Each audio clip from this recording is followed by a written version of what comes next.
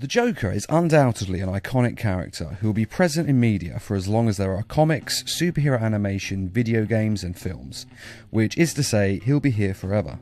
But on several occasions he has actually died, and we're going to go through the list of his 5 best deaths. Mask of the Phantasm.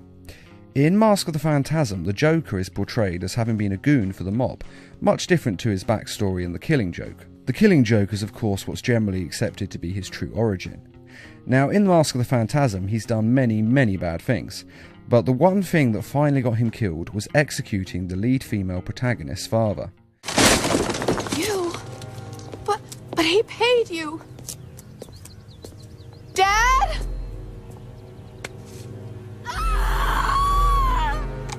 After this happened, she hunted down all the members of the mob who were responsible for killing her father. That includes him and all the ones who gave the hit in the first place. The Joker was actually the last one she attacked, and he was prepared for her. He had rigged his hideout with explosives, and when Batman showed up as well, he ended up triggering the explosives. He was probably planning to escape at this point, but Andrea Beaumont, the woman whose father he had killed, grabbed a hold of him, and the two were buried by the building and killed, with Joker laughing his mad laugh all the while.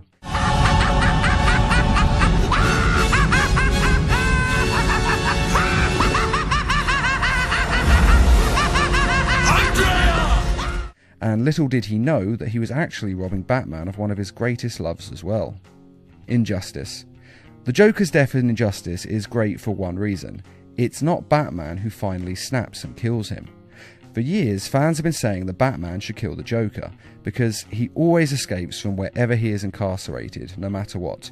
Even in the Lego Batman, he was able to escape from the Phantom Zone and come back stronger than ever. And when he does come back, he kills more people and ruins more lives. And with each escape and stunt he has done, these stunts become larger and larger in this ever-building escalade of danger and damage that he has to create. But Batman has always refused to give in and break his moral code. No matter what the Joker does to him, he would never kill him.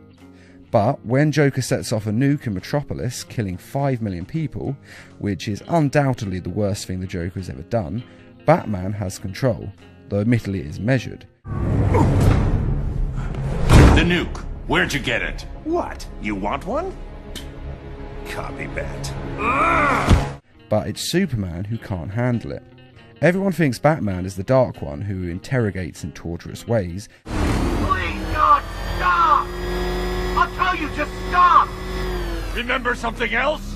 And is the one who's most likely to snap, as Superman is the Boy Scout goody two-shoes.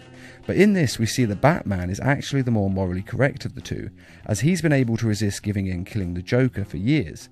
But if I do that, if I allow myself to go down into that place, I'll never come back. But Superman cannot deal with someone as insane and evil as the Joker, and kills him in an instant. Now run along, so I can break out of here. I've got lots of planning to do to top this. That's enough.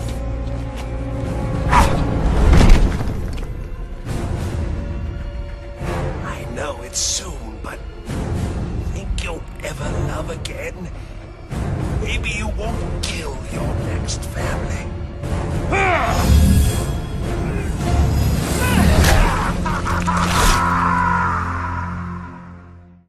And that's what makes this such a great death, the fact that it was Superman and not Batman who broke first and took a life.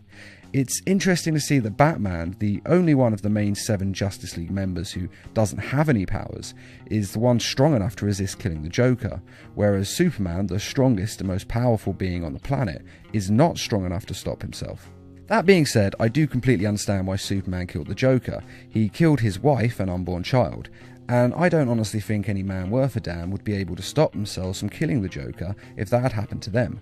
Not straight away when the pain and the loss was still fresh, which is why Superman shouldn't have been anywhere near the Joker at that point, but they couldn't exactly keep him away. As I said, he is the most powerful being on the planet. And killing the Joker is forgivable under those circumstances, at least in my mind, and I think that any jury would have let him go on a plea of temporary insanity. But it's everything the Superman does next that's wrong, and the Injustice games did prove that once a life is taken, it's a slippery slope to becoming a fully fledged supervillain, which Superman definitely became in the Injustice 2 video game. I'll have a legion whose power rivals the combined Lantern Corps. And I want you to lead it with me. Never, Cal. You'll either make the right choice, or I'll make it for you. And this is actually one of the best things about the Injustice games. It does show why superheroes should never kill, even though we always say they should when we read the comics and watch the films. They have to have a line in the sand because once they cross it, they can't go back. Arkham City. In Arkham City, the Joker is dying. This is due to all the chemicals that were in his system in the first game, Arkham Asylum. In this first game, we saw him inject himself with the formula Titan, which is based on Bane's venom and transforms a person into a monstrous Bane-like state. Showtime, Batman! Let's give the room something to talk about! Two freaks in a fight to the death! These chemicals, combined with the cure to return Joker to normal, leave his blood poisoned and toxic, and he has hours to live as the game starts. Mr. Freeze is making a cure for the poison, but it turns out to be more complicated than simply synthesizing it. Perhaps I should elaborate. Creating an antidote to the disease that afflicts the clown was easy. Unfortunately, the cure degrades too quickly. It needs a restorative element, some kind of reforming enzyme. Without it, it breaks down before it can help its host. I've seen this before. Finding a suitable enzyme is not the only problem. It needs to be adapted, bonded to human DNA. That will take decades. Because of this, the Joker needs Batman to get him the cure, so he injects Batman with the same poison. Batman is fine with this, as he'd rather die than save him, but Joker has a backup plan. Oh, didn't I say? I've spent weeks shipping samples of my blood to emergency rooms all over the city. So Batman has to get the cure by getting Ra's al Ghul's blood and using it to synthesize the cure. Being Batman, he of course does this, but it's not that simple once the cure's synthesized. The formula is complete. The bonding process appears to have been successful. How are you feeling? You look unwell. Give it to me. I'm afraid I cannot do that, Batman. You have given me your last order. But finally, after some pretty good boss fights, Batman gets the cure and drinks enough to save himself, and has enough of it left for the Joker as well. Every decision you've ever made ends with death and misery. People die. I stop you. You'll just break out and do it again. Think of it as a running gag. No!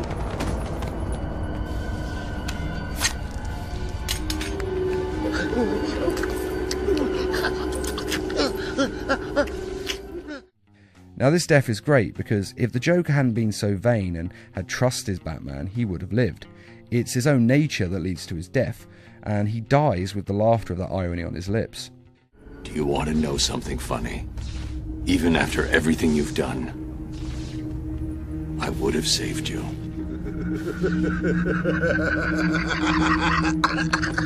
You know, that actually is pretty funny.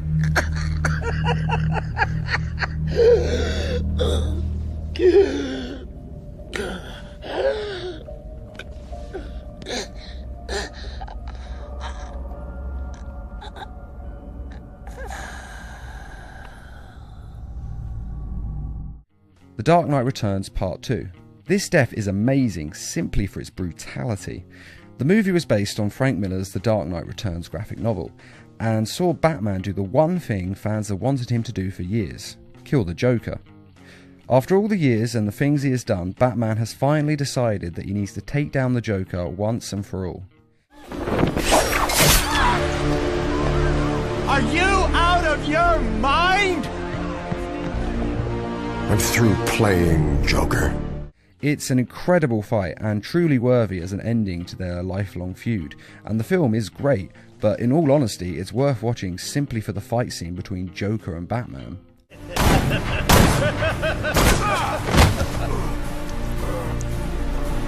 Oh, that's bad. You should get that looked at when you have a chance. After a violent and bloody confrontation through a theme park, the two end up in the Tunnel of Love, which is actually rather a fitting setting for the two since they have a deeper connection with one another than some lovers do. The Joker is badly injured in the fight and his neck is badly damaged, and he knows that he is lost. But he decides that he has to have the final joke. And rather than let Batman finish it, the Joker breaks his own neck, killing himself and causing the world to believe that Batman was the one who killed him. Which then leads to the famous fight between Superman and Batman. This is just an incredible death. The final fight between the two is something you would think could never live up to our fanboy expectations, but it actually does come pretty close. It's finally here, isn't it? The moment we both dreamed about. In great part because of this ending. It shows how the Joker has no regard for human life, not even his own, and that he's prepared to go to any lengths to win in this feud between him and Batman, not even allowing Batman to have the finishing blow. Plus, that net breaking is just brutal. It's the sound they use with it, and you can actually feel it snap, and it hurts. See you in hell.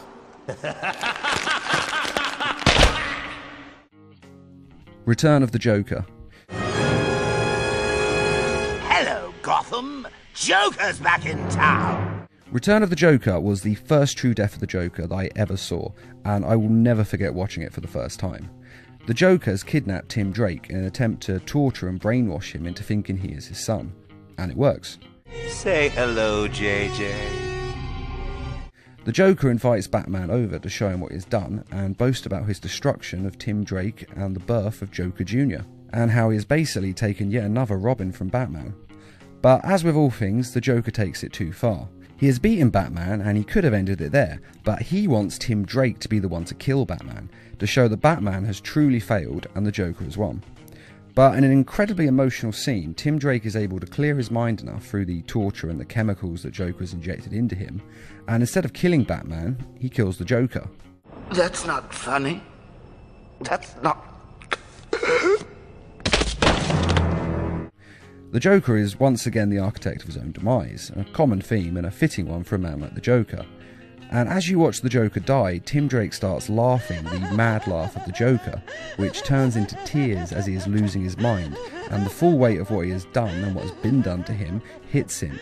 It's the same moment and feeling that Batman had when his parents died, and the same feeling that the Joker had when he'd lost his family and he finally gave in to the madness.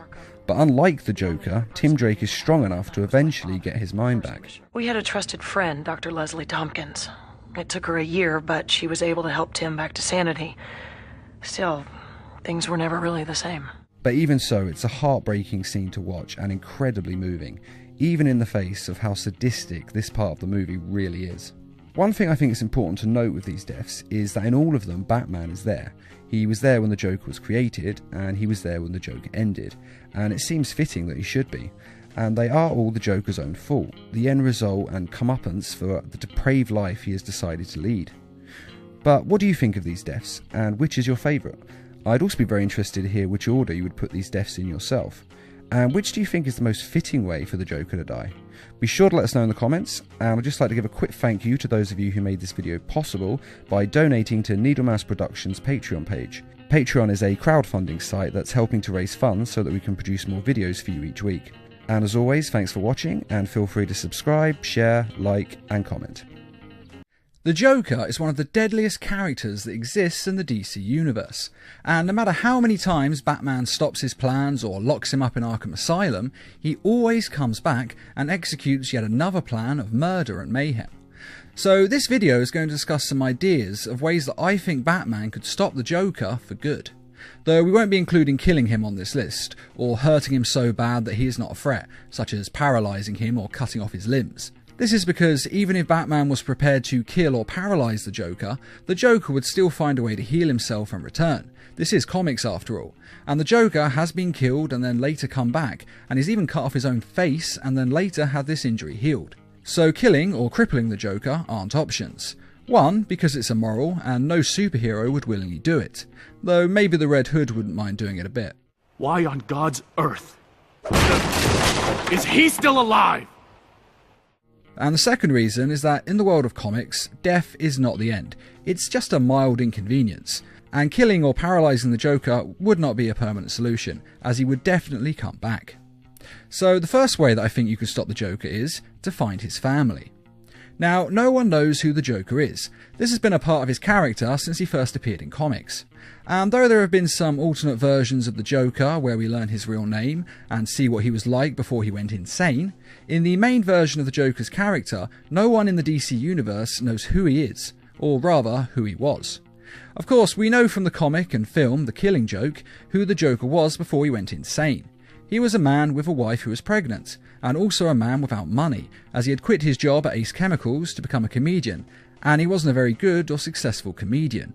So he desperately needed money, and like so many poor people over the years, he turned to crime, which is what eventually led to him meeting Batman and being turned into the Joker.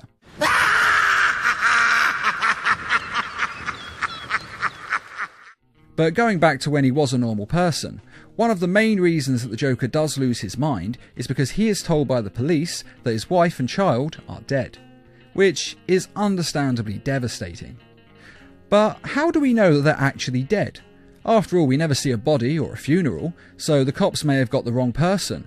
Maybe the woman and baby are fine. Maybe the wife died and the baby managed to survive. Maybe it was a completely different woman who had a baby and they got the names wrong in the hospital. His wife could be very healthy and alive in the hospital with a young baby who is also alive. We just don't know, because the Joker never bothers to check up on this as far as we see. For all we know, this is some sick practical joke that the cops play on random guys. After all, it has been established that the cops back then were corrupt as they come and, quite frankly, arseholes. But even if his wife and child did die, he probably has other family in the world, such as a sibling or a parent or an uncle or a cousin. The point being that if you can work out who he is, and then introduce him to his old family, especially his wife and child, if they're alive, then it would rock the Joker to his very core. As I said, a huge part of him being the Joker is because they are dead. It's the spark that lit the insanity inside his mind.